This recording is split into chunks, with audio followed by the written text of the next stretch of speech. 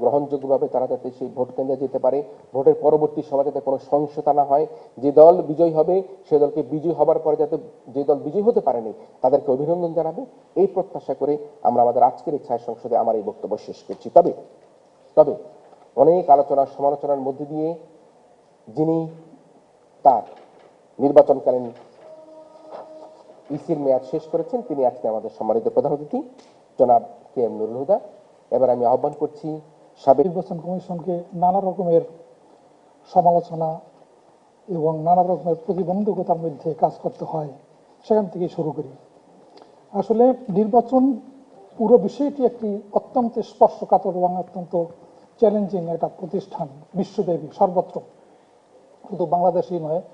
এই তো সেদিন ফ্রান্সে নির্বাচন হয়ে গেল, যিনি প্রেসিডেন্ট হয়েছেন এবং বাম দলের যিনি প্রেসিডেন্ট হতে পারেননি তিনি প্রকাশ্যে বলে ফেললেন যে নির্বাচন সুষ্ঠু হয়নি। সুতরাং এটা একটা বিশ্বব্যাপী এক ধরনের সংস্কৃতি নির্বাচনকে নিয়ে এবং নির্বাচনে যারা দায়িত্ব থাকেন তাদেরকে নিয়ে। আপনি আপনার বক্তব্যে অনেকগুলো দিক নির্দেশনামূলক কথা বলেছেন, আমি আপনাকে সাধুবাদ জানাই। যেমন 10টি পয়েন্ট উপস্থাপন করেছেন, সেগুলো অবশ্যই বিবেচনার দাবি রাখে। আর রাজনৈতিক সমঝোতা ছাড়া একটা দেশে সুষ্ঠু নির্বাচন করা সম্ভব নয়, সেটার প্রতি আপনি আলোকপাত করেছেন এবং জোর দিয়েছেন। অংশগ্রহণমূলক নির্বাচন প্রয়োজন, এই সবগুলো আমাদের জানা কথা এবং বারবার এই কথাগুলো আমাদের মধ্যে ভেসে বেড়ায়, আমরা সেগুলো উচ্চারণ করি এবং বলে থাকি কিভাবে অংশগ্রহণমূলক নির্বাচন করা যায়। মানে হলো নির্বাচনগুলো যদি প্রতিদ্বন্দ্বিতামূলক হয়, অংশগ্রহণমূলক হয়, তখনই নির্বাচন সুষ্ঠু হওয়ার মনে করেন 70% নিশ্চয়তা পাওয়া যায়। তো সেই কথাগুলো আপনারা বলেছেন। আর এখানে যে আলোচনা হয়েছে, বিতর্ক হয়েছে, আমি অভিভূত হয়েছি যে এই ইয়ং যারা ইউনিভার্সিটির ছেলে মেয়েরা তারা কত গভীরে গিয়ে হোমওয়ার্ক করে আজকে প্রস্তুতি নিয়ে এখানে বক্তব্য উপস্থাপন করেছেন।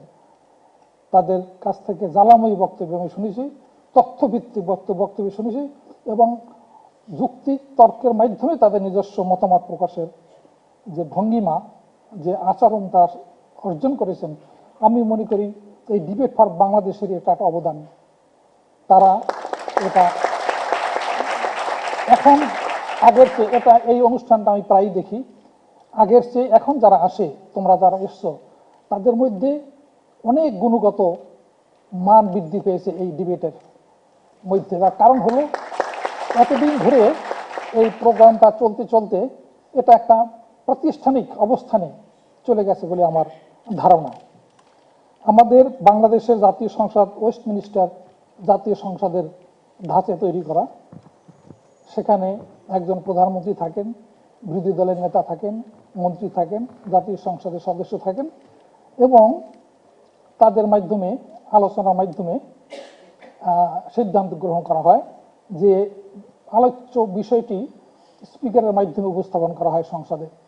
সেখানে সংসদ সদস্যদের মধ্যে দারুণভাবে বিতর্ক সৃষ্টি হয় এবং বিতর্কের শেষে যে সিদ্ধান্তটা আসে সেটা সংখ্যাগরিষ্ঠের মাধ্যমে গৃহীত হয়, নির্বাহী বিভাগ সেটা বাস্তবায়ন করে। এই সবগুলো পয়েন্ট এই আজকের আলোচনায় আমরা দেখতে পেয়েছি, শুনতে পেয়েছি, বুঝতে পেরেছি। যে ওয়েস্টমিনিস্টার সিস্টেমে বাংলাদেশের জাতীয় সংসদ, সেই ওয়েস্টমিনিস্টার সিস্টেমই আজকের এই ছায়া সংসদ তৈরি করেছেন নতুন এই প্রজন্মের জন্য। সেখানে প্রধানমন্ত্রী আছেন বা দলীয় সংসদ নেতা আছেন, বিরোধী দলের নেতা আছেন, মন্ত্রী আছেন, সংসদ সদস্য আছেন।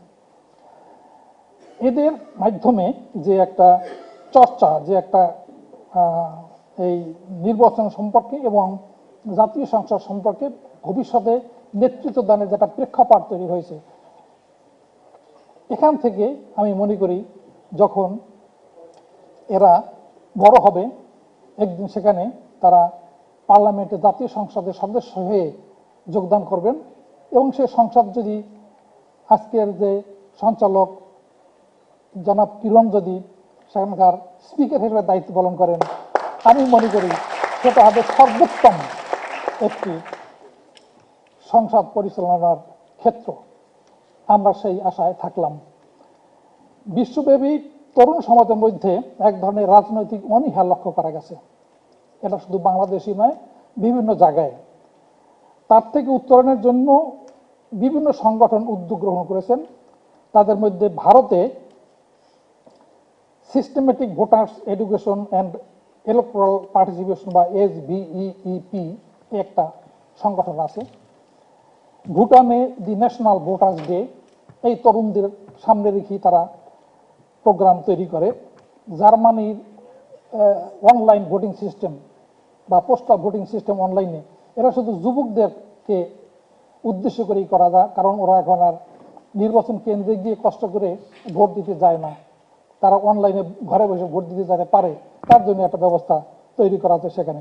আমেরিকায় এরকম একটা সংগঠন আছে, রক দ্য ভোটার, এদেরকে উদ্বুদ্ধ করে, যে তরুণ ভোটারদের উদ্বুদ্ধ করে যে তোমরা রাজনীতিকে অংশগ্রহণ করো, দেশ পরিচালনার জন্য কিভাবে অবদান রাখতে পারো ভবিষ্যতে সেভাবে তোমরা কাজ করে যাও। ঠিক এই ধাঁচই তৈরি করা আজকের আমাদের হাসান আহমেদ চৌধুরী কিরণের ডিবেট ফর ডেমোক্রেসি তৈরি হয়েছে। আমি মনে করি এসব সংগঠনের উদ্দেশ্য হলো রাজনীতির প্রতি তরুণ সমাজের দায়িত্ববোধ জাগ্রত করা, এবং সেটা তিনি সফলভাবে করতে পেরেছেন আমি বিশ্বাস করি। দেখুন, আমাদের দেশে এর আগে বেশ কয়েক বছর, বেশি আগে না, 10-15 বছর আগে থেকেও, পূর্ব থেকেও ইউনিভার্সিটি এবং কলেজগুলোতে সংসদ নির্বাচন হতো প্রতি বছর, তুমুল প্রতিদ্বন্দ্বিতার মাধ্যমে, তুমুল প্রতিযোগিতার মাধ্যমে।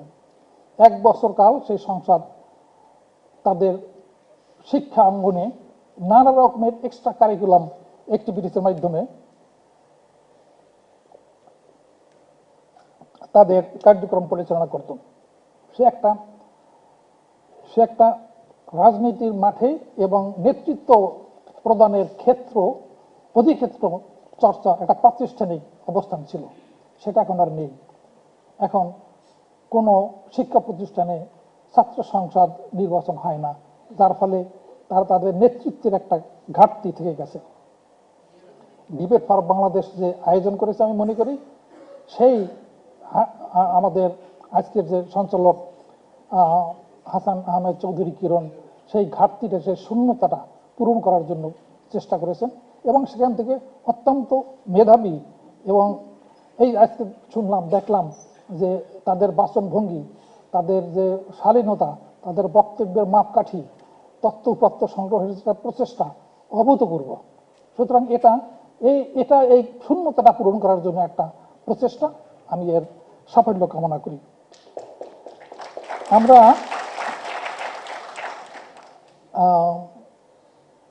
আমরা এই যে এখানে যে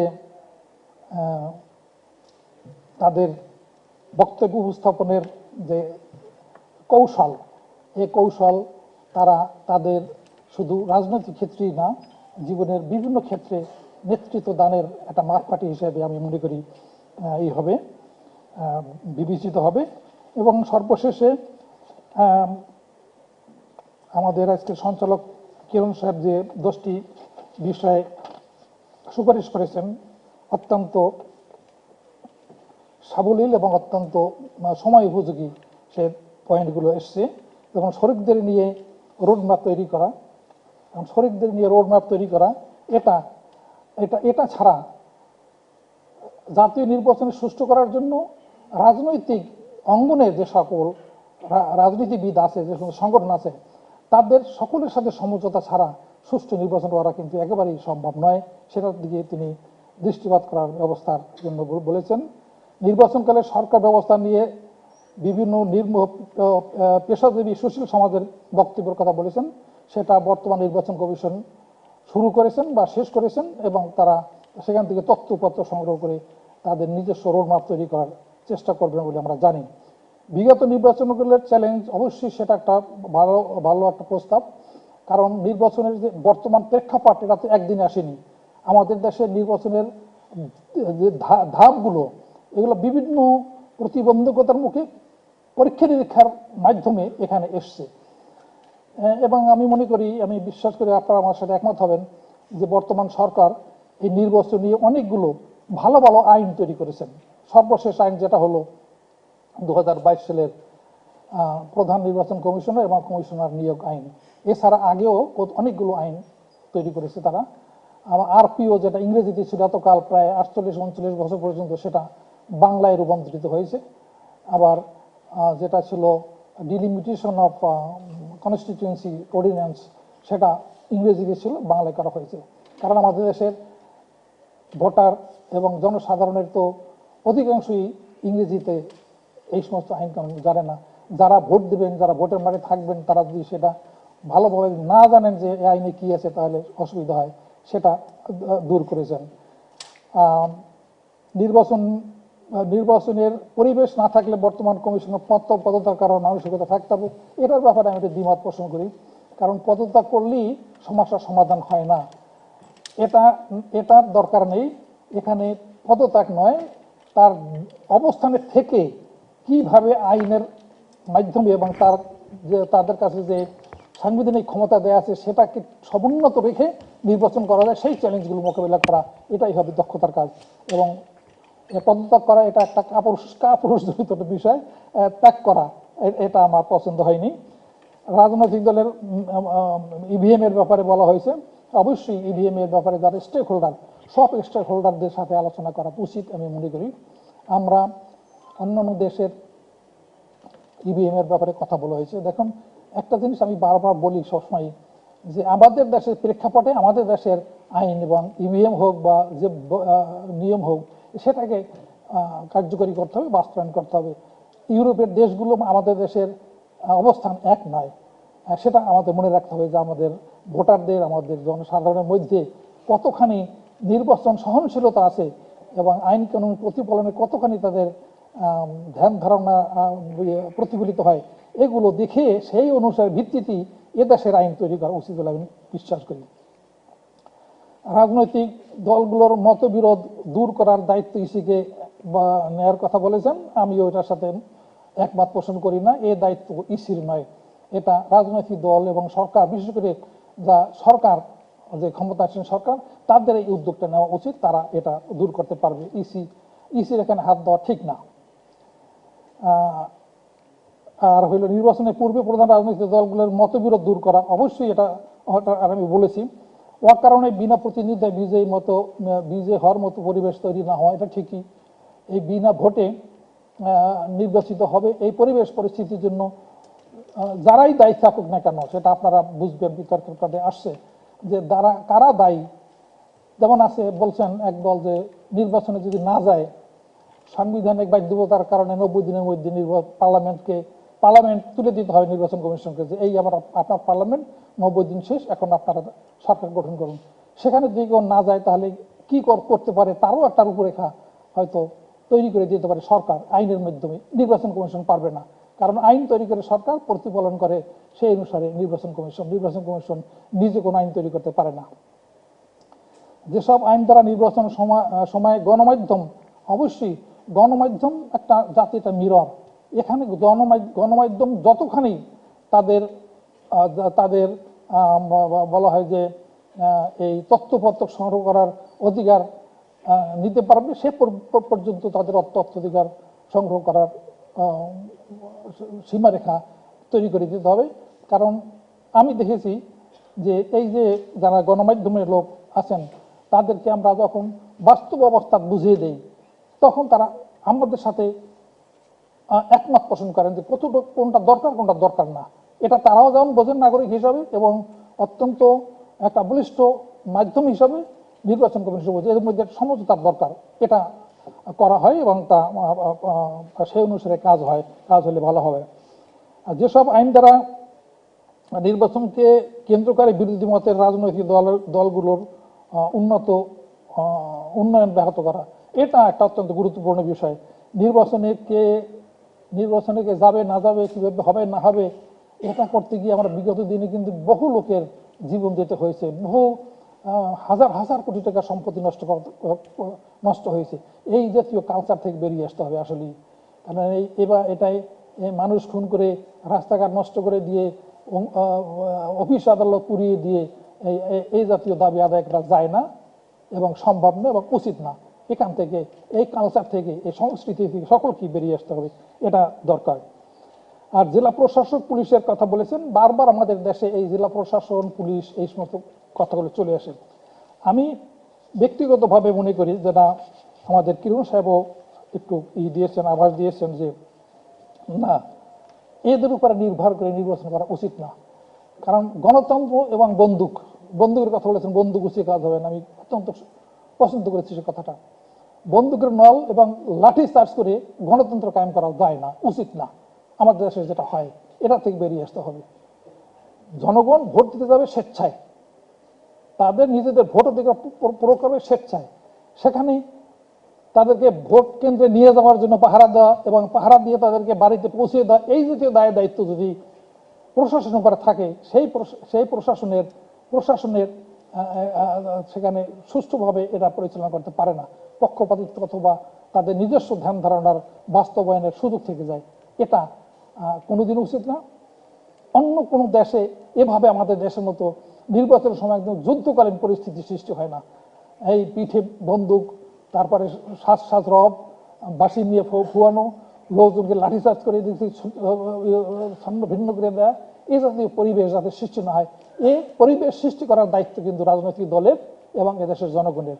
যে না, স্বাধীনভাবে ভোট দিতে যাবে, সেখানে কেন পুলিশ থাকবে, কেন আর্মি থাকবে, কেন বিজিবি থাকবে, কেন র্যাব থাকবে, কেন ম্যাজিস্ট্রেট থাকবে? কথা কারে 11-12টা সংস্থা নির্বাচন কমিশনের সময়, নির্বাচনকালীন সময় দায়িত্ব পালন করে হয়। এখানে থাকবে শুধু নির্বাচন ব্যবস্থাপনার লোক এবং ভোটার। এইরকম একটা পরিবেশ যেটা অন্য অন্য সব দেশে আছে, উন্নত দেশ আছে, সেরকম পরিবেশে দেখবেন যেতে হবে। তবে হ্যাঁ, এই অবস্থা কিন্তু তাৎক্ষণিকভাবে হবে না, সেটাও আমি বিশ্বাস করি। এর জন্য সময় লাগবে, ধৈর্য লাগবে এবং কালচার লাগবে। আমি বোধহয় বেশি বলে ফেলেছি। আমি আপনাদেরকে আন্তরিকভাবে ধন্যবাদ দিই যারা এখানে অংশগ্রহণ করেছেন। আমি আসলেই অভিভূত হয়েছি, আমি বাড়িয়ে বলছি না, যে এরা হোমওয়ার্ক করে, কত চর্চা করে, কত পড়াশোনা করে এখানে প্রস্তুতি নিয়ে এসছে, এটাকে আমি সাধুবাদ জানাই। এবং এই হাসান আহমেদ কিরণের যে ডিবেট ফর বাংলাদেশের উদ্যোগ, এটাকে আমি সাধুবাদ জানাই এবং তার অগ্রগতি কামনা করে সবাইকে ধন্যবাদ দিচ্ছি। ধন্যবাদ। আমাদের কাছে বেশ কয়েকটা একটু প্রশ্ন আসছে আপনার কাছে, স্যার আমি একটু টাইপ করে রেখেছি, একটু প্রশ্ন দেখে যদি আপনি বলেন। এটা বড় শিটটা কই, বড় শিটটাকে পারভেজ সাহেব, এটা নেই। আমরা যেটা করেছি নির্বাচন কমিশন আমাদের সময়, সেটা হলো যে আমরা আমাদের নিজস্ব সম্পূর্ণ নিরপেক্ষ দৃষ্টিভঙ্গিতে কাজ করেছি, যাতে নির্বাচন সুষ্ঠু হয় তার অবস্থা, তার পরিবেশ সৃষ্টি করে দিয়েছি। আমাদের সময় ইভিএম চালু হয়েছে, ইভিএমটাকে আমরা অত্যন্ত গুরুত্ব দিয়েছি, অত্যন্ত প্রাধান্য দিয়েছি। আমাদের বাংলাদেশের নির্বাচন কালচারের প্রেক্ষাপটে এটা আমরা দিয়েছি। আমরা যে স্থানীয় সরকার নির্বাচনগুলো করেছি, সেখানে আমার পুরোপুরি সফল হয়েছি, আমি বিশ্বাস করি। পুরোপুরি সফল কথা এটা বলা যায় না, এটা একটা সম্পূর্ণ সফল হওয়া, সম্পূর্ণ ব্যর্থ হওয়া, এই জাতীয় মাপকাঠি আমি আগেই বলেছি যে এটা কোনো প্যারামিটার নেই। সুতরাং এটা বিবেক বিবেচনা দিয়ে বিশ্লেষণ করে বুঝতে হবে যে কতখানি সফল, কতখানি ব্যর্থ। এখানে এই সমস্ত দেশে যে নির্বাচনের যেগুলো ঘটে, আমাদের সময় সে জাতীয় অবস্থান ছিল এবং ঘটেছে। সেখান থেকে আমি বলেছি যে উত্তরণের জন্য সকলের আন্তরিক প্রচেষ্টার দরকার, বিশেষ করে রাজনৈতিক দল এবং যারা ভোটার আছে তাদেরকে এগিয়ে আসতে হবে। এটা বিষয়গুলো। এটা ইভিএমকে আপনি সম্পূর্ণ ত্রুটিমুক্ত মনে করেন কি না? ইভিএমের ত্রুটিমুক্ত, সম্পূর্ণ ত্রুটিমুক্ত বলতে বোঝা যায় যে একটা জিনিসের গ্যাপ রয়ে গেছে। দেখেন, ইভিএম একটা নতুন প্রযুক্তি এবং আমাদের ভারতে এত বড় গণতান্ত্রিক দেশ, তারা ইভিএমের মাধ্যমে ভোট নিয়ে স্বস্তি বোধ করে। ভারত বাংলাদেশের রাজনৈতিক যে সংস্কৃতি, সামাজিক সংস্কৃতি এক এবং সিমিলার, এক না হলেও সিমিলার বলা যেতে পারে। সুতরাং এটাকে আমরা যদি সেই সুইডেনের সাথে তুলনা করি অথবা অন্যান্য অস্ট্রেলিয়ার সাথে তুলনা করি, তাহলে হবে না।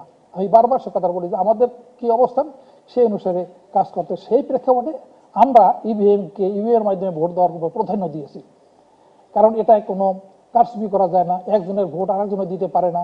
এটা বাক্সের মধ্যে যদি এটা নির্ধারিত সময়ের আগে এই ইভিএম খোলা যায় না এবং নির্ধারিত সময়ের পরে আর নতুন করে ভোট দেওয়া যায় না এবং ভোটগুলো সংরক্ষিত থাকে এবং এটাকে অতি অল্প সময়ের মধ্যে কেন্দ্রে, যেটা পৃথিবীর বহু দেশে হয় না, কেন্দ্রে উইদিন মিনিটস টাইম এটা গণনা করা যায়।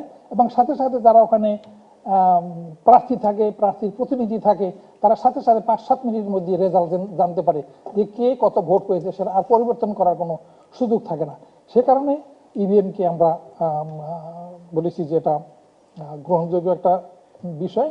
তবে ত্রুটিযুক্ত যেটা বলে একটা জায়গায়, সেটা হলো যে ওই যদি ওই যে ব্যালট ইউনিট সেটাকে এই টেকনোলজির আওতায় আনা যায়নি। এটা কমপ্লেক্সিটির জন্য, ওটা আরো জটিল হবে সেটার জন্য। এই জায়গাটুকু নিরাপদ রাখার দায়িত্ব হবে নির্বাচনে যারা এজেন্ট থাকে তাদের, আইন শৃঙ্খলার নিয়োজিত যারা থাকে, ওখানে পুলিং অফিসার থাকে তাদের। সুতরাং এটা অহরহ কিন্তু হয় না, কোথাও কোথাও ঘটে। আগে তো ব্যালট বাক্স নিয়ে যেত সেখান থেকে, এই পূর্বের যে কোনো নির্বাচনে, শুধু এই সময়ের না। এটা আমরা এই নির্বাচনের সাথে সম্পৃক্ত ছিলাম আমাদের জীবনের একবারে প্রথম যখন ইয়ং ছিলাম তখন থেকে এগুলো হতো, সব নির্বাচনে হতো। সেই কালচারটা বন্ধ হয়েছে ইভিএম এর কারণে। এটা একটা সাফল্যের দিক। 30 মে সোমবার আগারগাঁও নির্বাচন কমিশনে ব্রিগেডিয়ার জেনারেল মোহাম্মদ আহসান হাবিব খান ভোট কেন্দ্র গোপন কক্ষে সন্ত্রাসী ডাকাত দাঁড়িয়ে থাকা ইলেকট্রনিক ভোটিং মেশিন বড় চ্যালেঞ্জ বলে উল্লেখ করেছেন।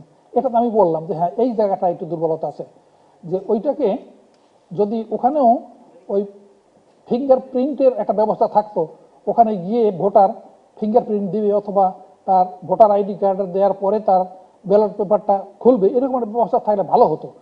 তো এটা হয়তো ভবিষ্যতে এটার একটা ব্যবস্থা হতে পারে, তবে এখন নেই। এখানে এটা একটা সামান্য জিনিস, এটা কিন্তু বড় ধরনের বিষয় না। যদি প্রিজাইডিং অফিসার, মানে পোলিং অফিসার এবং যারা এজেন্ট থাকে, প্রবীণরা প্রার্থী, তারা যদি সচেতন হয়, সতর্ক থাকে, তাহলে অন্য লোক ওখানে যেতে পারবে না, যেতে দেওয়া হবে না।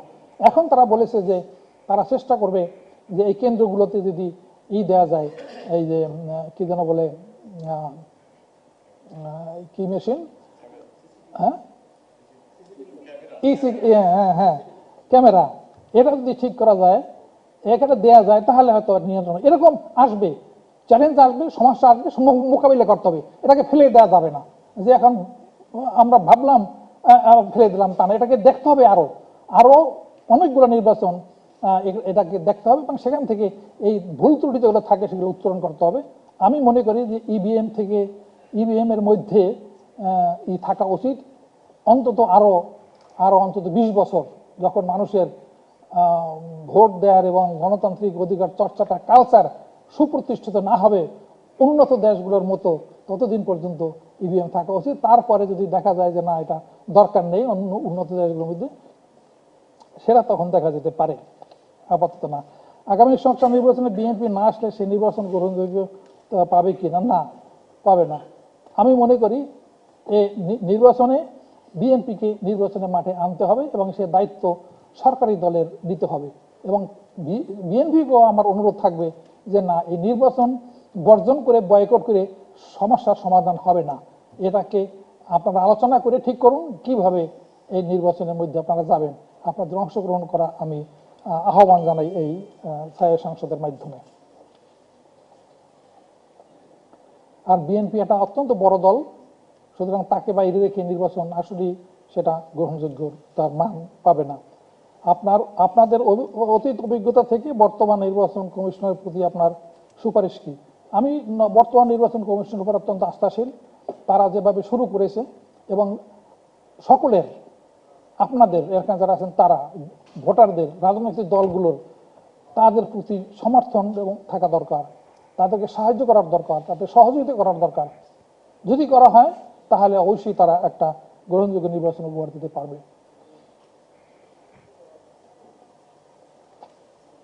দলীয় সরকারের অধীনে নির্বাচন পরিচালনায় ইসির চ্যালেঞ্জ কি?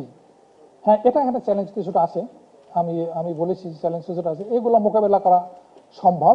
মোকাবেলা করার জন্যই দলীয় সরকার এবং বিরোধী দলীয় যে রাজনৈতিক দল, তাদেরকে এগিয়ে আসতে হবে, তাদেরকে এই চ্যালেঞ্জগুলো মোকাবেলা করতে হবে।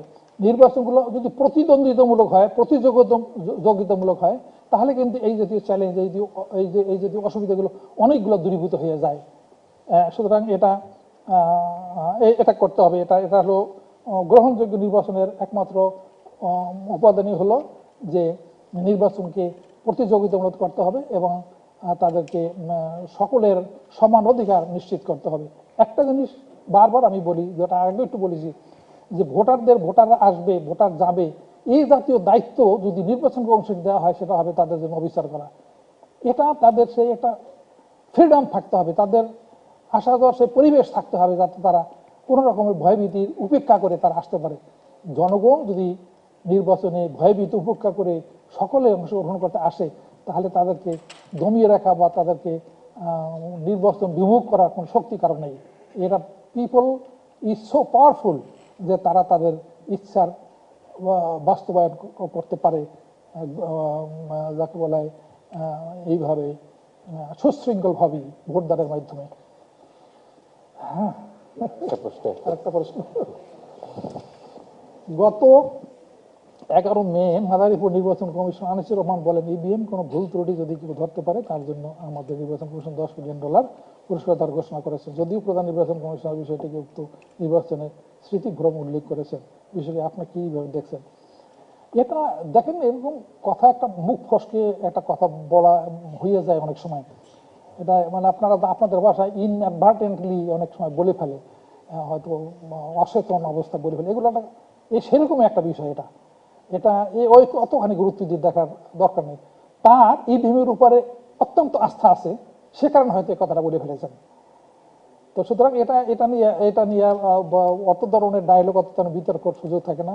তার ব্যক্তিগতভাবে এটা তো তার ব্যক্তিগত মতামতের কথাই বলেছেন নির্বাচন কমিশন, এবং তিনিও এটা নিয়ে আর কোনো উচ্চবাচ্য করেননি। তো এগুলো হয় কি, আলোচনা করতে গিয়ে আপনাদের সামনে পড়তে গিয়ে আপনাদের অনেক প্রশ্নের মুখে অথবা পরিবেশ পরিস্থিতির কারণে অনেক সময় এরকম ভুল ভ্রান্তি অনেকের হয়ে যায়, অনেকেরই হয়। যারা রাষ্ট্র পরিচালনা বড় বড় দায়িত্ব থাকেন, তারাও অনেক সময় এরকম বিতর্কের দুই একটা কথা চলে আসে। তো সুতরাং এটা নিয়ে অতখানি আর আলোচনা সমালোচনা প্রয়োজন আছে বলে আমি মনে করি না। আপনি দায়িত্ব থাকালীন অবস্থা কোনো চাপে ছিলেন কিনা? না, অদৃশ্য চাপ? না, কোনো চাপে ছিলাম না। আমরা স্বাধীনভাবে কাজ করার সুযোগ দিই। আমাদের কোন রাজনৈতিক দল, সরকারে যারা আছেন, তারা আমাদের সাথে ডায়লগ করেছেন, গোপন ডায়লগ না, সকলের সামনে সব দলের সাথে আমরা কথা বলেছি। বিভিন্ন দলের লোক আসছে, এবং ইভেন আমাদের যে দেশে যারা ওই উন্নয়ন সহযোগী বিভিন্ন, তারাও আসছে। বড় বড় দেশের রাষ্ট্রদূতরা আমার কাছে আসছে, আমাদের সাথে কথা বলেছেন, তাদের সাথে আমরা কথা বলেছি। তা আমাদের অবস্থান তাদেরকে পরিষ্কার করে দিয়েছি, আমাদের যে আইনগত কতখানি কি অবস্থান আছে সেটাকে আমরা পরিষ্কার করে দিয়েছি। অনেক সময় যারা উন্নয়ন সহযোগী, তাদের মধ্যে অনেকগুলো ভ্রান্ত ধারণা, অথবা তারা হয়তো ডিপলি গভীরে প্রবেশ না করে অনেক সময় কোনো কোনো ধারণা পোষণ করে থাকেন। সেটাও আমরা পরিষ্কার করার চেষ্টা করেছি যে বাংলাদেশের আইন কি, নির্বাচন কমিশনের ক্ষমতা কি ও জনগণের ক্ষমতা কি, এগুলো আমরা পরিষ্কার করে দিয়েছি। যদিও বলেছে যে মানে একজন লোক তো সর্বক্ষেত্রেই সফল হতে পারে না। আপনি যদি আজকে একেবারে গণমাধ্যমের সামনে প্রথম আসছেন, আপনি মানে অফিসিয়ালি প্রথম আসছেন, ব্যর্থতা বা অসফলতার কথার মধ্যে কোনো মাথা নিচু করা নয়। আপনি কি মনে করেন আপনার কোনো ব্যর্থতা বা অসফলতা ছিল কিনা? যে কোনো কারণে হোক না কেন, মানুষের শারীরিক কারণে হতে পারে, চাপে হতে পারে, ভুলে হতে পারে, এই ধরনের কোনো ব্যর্থতা আপনার মধ্যে ছিল কিনা? ব্যক্তিগতভাবে বা আমাদের কমিশনের মাধ্যমে ব্যর্থতা বলতে বোঝায় যে আমাদের কমিশন একটা এরকমই একটা ছায়া সরকারের মতো বিষয়। এখানে বিতর্ক হয়, ডায়ালগ হয়, ডিবেট হয় অনেক অনেক ইস্যু নিয়ে। সুতরাং একটা ইস্যু নিলে অনেক কমিশনার কারো দ্বিমত করে, কারো পছন্দ হয়, কারো পছন্দ হয় না। এই ব্যাপারে আমরা ডায়ালগ করেছি, আমরা ডিবেট করেছি, ডিবেট করে সর্বসম্মতিক্রমে যেগুলো এসছে সর্বসম্মতিক্রমে আমরা সিদ্ধান্ত গ্রহণ করেছি। এটাই ওখানকার নিয়ম। এখানে এককভাবে প্রধান নির্বাচন কমিশনার কোনো নির্বাচন সংক্রান্ত বিষয়ে সিদ্ধান্ত দিতে পারেন না, সকলে নিয়ে করতে হয়। সেক্ষেত্রে ব্যর্থতা বলতে আমি কত বিষয়ে অস্বস্তিতে ছিলাম, সেটা হলো যে কোথাও কোথাও 100% ভোট হয়েছে, এগুলো আপনাদের মাধ্যমে আপনাদেরকে আমি বারবার বলেছি। আমি আসার আগে এই সমস্ত প্রশ্নের উত্তর মিডিয়ার সামনে পরিষ্কার করে আমি বলেছি যে হ্যাঁ, এটা একটা অস্বস্তিকর বিষয়, এটা একটা গ্রহণযোগ্য বিষয় নয় যে 100% ভোট হবে। তবে আমি সাথে সাথে বলেছি যে এটা থেকে বেরিয়ে আসার একমাত্র উপায় হলো আদালত। কারণ নির্বাচন কমিশনের সীমাবদ্ধতা হলো, যদি রিটার্নিং অফিসার কোনো আনুষ্ঠানিকভাবে কোনো ফল ঘোষণা করে দেন, তারপরে আর নির্বাচন কমিশনের কাছে হাতে কিছু থাকে না, সেটা চলে যায় আদালতে। মূলত নির্বাচন কমিশনের যে নির্বাচনকালীন যে কাজ, সেটা তফসিল ঘোষণার পর থেকে নির্বাচনের শেষ হওয়া পর্যন্ত, শেষ মানে হলো রিটার্নিং অফিসারের ফলাফল ঘোষণা পর্যন্ত, এই সময়ের মধ্যে তারা নির্বাচনের ব্যাপারে সিদ্ধান্ত দেয়। আমরা তো অনেক বড় বড় সিদ্ধান্ত নিই। আমরা যারা সংসদ সদস্য, যারা আমাদের আচরণবিধি মান্য করে নাই, তাদের বিরুদ্ধে কেস আছে, একাধিক ফৌজদারি মোকদ্দমা এখনো আদালতে পেন্ডিং আছে। আমরা তো কাউকে কোনো স্পেয়ার করি না। আমরা পুরো নির্বাচন, যেমন এই কুমিল্লার বৃহত্তর কুমিল্লা কোনটা জানাটা, পুরো নির্বাচন আমরা স্থগিত করে দিয়েছি, বন্ধ করে দিয়েছি। আমরা বহু নির্বাচনের কেন্দ্র যখন আমরা দেখেছি যে এটা পরিচালিত হয়নি সঠিকভাবে, সেটা আমরা বন্ধ করে দিয়েছি। এ জাতীয় যখনই আমরা, তবে একটা জিনিস খেয়াল করতে হবে যে নির্বাচন কমিশনের কাছে একটা অভিযোগ আসলেই সাথে সাথে বসে সেখানে সেটা বন্ধ করে দিতে পারে না। এটা একটা তাৎক্ষণিক তদন্ত করতে হয় এবং সত্য মিথ্যা যেটা আছে সেটাকে যাচাই করে তারপরে যদি নির্বাচন কমিশন সন্তুষ্ট হয় যে অভিযোগটা সত্য, তখন সিদ্ধান্ত নিতে পারে। তো সুতরাং একটা অসুবিধা হলে তার তাৎক্ষণিকভাবে সিদ্ধান্ত নেওয়া যায় না। আমি তাদেরকে আহ্বান করেছিলাম যে আপনারা আসেন, আদালতের শরণাপন্ন হন, তাহলে তারা একটা, কারণ তখন আর আমাদের হাতে, নির্বাচন কমিশনের হাতে কিছু নেই, এই বিষয়টা স্পষ্ট করেছিলাম। এই একটা অস্বস্তির বিষয় আমার আছে। জি, শেষে একেবারে আর প্রশ্ন নিচ্ছি না। সাবেক আপনার সহকর্মী মাহবুব তালুকদার সাহেব আপনাকে বা আপনাদেরকে নিয়ে অনেক তীর্যক মন্তব্য করেছেন, সেই বিষয়ে কি আজকে আপনি কিছু বলবেন কিনা? আমার মনে হয় না এটা বলা ঠিক হবে। আর এটাও আমার মিডিয়ার মাধ্যমে বারবার বলেছি, এ সমস্ত কথা বারবার এসছে, বারবার এই কথা বলেছি। তো এখন এটা এখন আমার মনে হয় না এখন আর সেটা পুনরাবৃত্তি করা ঠিক হবে না। ওটা আমরা প্রেক্ষাপট আসছে এবং আমরা সেটা উত্তর দিয়েছি। ঠিক আছে, সবাইকে ধন্যবাদ, জোরে তালি দিচ্ছি। আমরা তো সহজভাবেই বলে দিই যে আমাদের পার্শ্ববর্তী দেশ ভারতে ইভিএম হয়, ইভিএম হচ্ছে সর্বশ্রেষ্ঠ একটি পন্থা, স্যার যেগুলি বলেছেন সেগুলি বলছি, এবং এটা দিয়ে গণতান্ত্রিক পন্থায় রাষ্ট্রের বা সরকারের যে ক্ষমতার পালাবদল সেটি ভোটের মাধ্যমে হতে হবে, সেই প্রত্যাশা আমরা সকলেই রাখছি। এবং একই সাথে আমরা এটা মনে করি যে হাবিবুল আউয়াল কমিশন, তাদের নিয়ে আলোচনা সমালোচনা যাই থাকুক না কেন, তারা অত্যন্ত সাহসী ভূমিকা গ্রহণ করে আগামী নির্বাচনকে একটা অ্যাসিড টেস্ট এই দেশের জন্য, কারণ একটা আমরা মধ্যমায়ের দেশের দিকে যাচ্ছি, সেই অ্যাসিড টেস্টের পরীক্ষা আগামী নির্বাচনে হাবিবুল আউয়াল কমিশন উত্তীর্ণ হবে, সেই প্রত্যাশা করে আমাদের বক্তব্য শেষ করছি। আমরা ফলাফল পেয়ে গিয়েছি।